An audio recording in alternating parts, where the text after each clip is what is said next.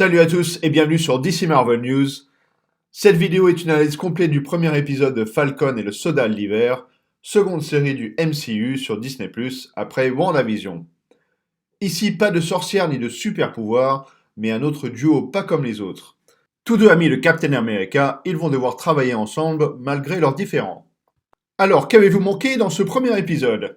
Je l'ai analysé plan par plan pour vous dénicher tous les easter eggs, détails et également vous donner mes théories. Bien entendu, on va parler spoiler dans cette vidéo, alors si vous n'avez pas encore vu l'épisode, courez le voir.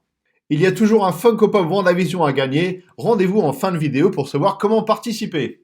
On démarre sur cette scène avec Sam Wilson se préparant pour la cérémonie au Smithsonian, où il doit rendre le bouclier de Captain America. On peut entendre en fond la voix de Steve Rogers, qui nous remémore la scène finale d'Avengers Endgame. D'ailleurs, Sam remet le bouclier dans le même étui dans lequel il l'a reçu des mains de Steve, sûrement parce qu'il ne l'a pas vraiment utilisé en mission. Le bouclier est neuf, le dernier que Cap a utilisé dans Endgame a été brisé par Thanos, c'est donc un bouclier qui ne serait cette fois pas composé de vibranium, mais comme dans les comics de proto-adamantium. Toujours avec Sam en mission cette fois pour secourir le capitaine Vincent des mains d'une organisation criminelle nommée LAF et dirigée par George Batroc, qui opérait déjà dans Captain America, le Soldat de l'Hiver. Red Wing est de retour pour épauler Sam dans cette scène, et vous pouvez entendre des bruits de robots lorsqu'il est déployé, et qui désormais répond à ses commandes vocales. Notez que dans les comics, Red Wing est un vrai faucon qui utilise la télépathie dans les missions avec Sam. Le contact de Sam au sol est le lieutenant Joaquin Torres. Dans les comics, il reprend le flambeau de faucon lorsque Sam devient Captain America, et après avoir développé des pouvoirs lors d'une expérimentation de Power Broker, nom qui apparaît dans les crédits. Et j'ai comme l'impression que ça pourrait arriver à la fin de cette saison. Sam, durant sa conversation avec Torres, nous donne un indice de quand se déroule la série. 6 mois. 6 mois donc qui est le temps écoulé depuis Endgame, donc environ 5 mois après les événements de Westview, et 2 mois avant ceux de Spider-Man Far From Home. On ressent ici que Sam ne fait pas beaucoup confiance à ses coéquipiers de mission, peut-être dû au fait que certaines personnes ont tenté de le saboter.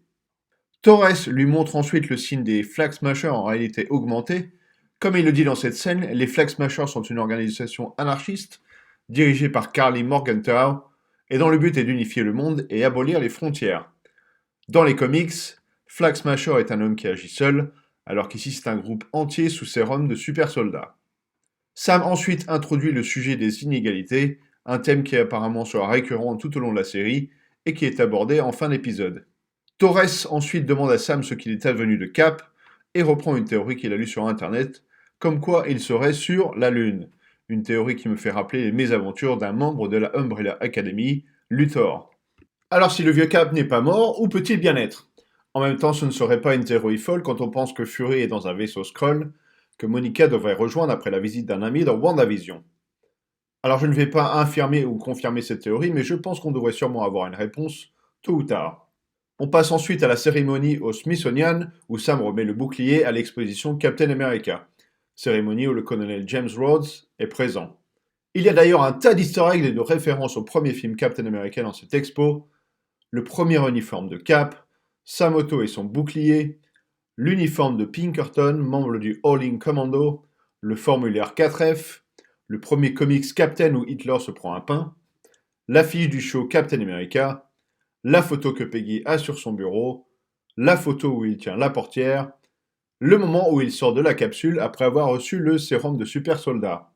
Une exposition qui a également été mise à jour avec les derniers événements en date, comme le blip, le vaisseau de New York et les disparus d'Avengers Endgame, qui sont, comme vous l'aurez deviné, et comme c'était le cas dans WandaVision, des employés de Marvel Studios. Des plaques commémoratives sur l'histoire de Bucky sont aussi présentes, ainsi que les emblèmes de Sokovia, du Shield et d'Hydra. Le cauchemar de Bucky nous plonge en plein flashback d'une de ses missions lorsqu'il était soldat de l'hiver, et ils ont bien entendu remis le thème musical de Henry Jackman. Hail Hydra. Il se réveille d'ailleurs en étant non dans un lit mais sur le sol, ce qui renvoie à cet échange entre Sam et Steve. Your bed is too soft. When I was over there, I sleep on the ground, use rock for pillows like a caveman. On le retrouve ensuite en pleine thérapie où il parle du fait de faire amende honorable auprès de la sénatrice Atwood, ancien membre d'Hydra. Il la raide alors de sa liste, un parallèle à Cap qui utilisait un carnet pour noter les choses qu'il devait apprendre. Et notez le nom de Zemo est dans cette liste, ce qui indique qu'il a des affaires inachevées avec lui. D'ailleurs, une des bandes annonces annonce un face-à-face. On retrouve également Andrei Rostov, le barbare rouge, P.W. Hauser du film I, Tonya, où Sebastian Stan joue à ses côtés, Hendrickson ayant reçu la symbiote Venom avant Thompson, El Kaminsky, un écrivain pour Marvel, Kuznetsov, un scientifique russe qui a créé le robot Udarnik.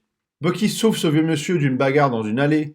Cela nous replonge dans la scène du premier Captain America où Bucky sauve Steve de la même manière. Une rencontre qui n'a rien du hasard puisque le fils de ce monsieur n'est autre qu'une victime du soldat de l'hiver. Sam visite sa famille dans le Bayou, en Louisiane. Dans les comics, il est originaire d'Harlem. On fait connaissance avec sa sœur, Sarah, et on apprend également le nom de ses parents, Paul et Darlene. On retrouve les Flag Smashers lors d'un hold-up d'une banque suisse, et où Torres se trouve en plein milieu. Notez que les membres de ce groupe ont une force surhumaine grâce au sérum des super soldats. Sam et sa sœur se font refuser un prêt à la banque. Le banquier pose une question que beaucoup d'entre nous ont pu se poser à un moment ou à un autre. Comment les Avengers gagnent-ils de l'argent ? Sam reçoit un message de Torres qui contient une vidéo des Flag Smashers et conclut sans lui dire que leur force pourrait être due au super sérum. La sœur de Sam lui dit d'allumer la télé et on arrive donc à la dernière scène de cet épisode où le gouvernement annonce l'arrivée d'un nouveau Captain America et on peut lire le choc sur le visage d'Anthony Mackie. Clairement, il comprend que le bouclier n'est pas resté au Smithsonian comme prévu au départ et que comme je vous l'ai expliqué au début de cette vidéo, le gouvernement voulait voir Sam échouer. Alors pour la petite histoire, John Walker est introduit dans les comics comme un super vilain et ennemi de Cap sous le nom de Super Patriot. Il a été renommé US Agent, puis Captain America, dû au fait qu'il basculait entre le bon et le moins bon. Étant donné qu'il a un pistolet avec lui, on peut imaginer qu'il ne sera pas du côté de Bucky et Sam dans cette série. Plusieurs easter eggs dans ses crédits de fin. Sujet 02656 et une photo de Carl Lumley, qui devrait apparaître en tant qu'Isaiah Bradley, un ancien Captain America. Un texte où on peut lire Agent 13, Sharon Carter.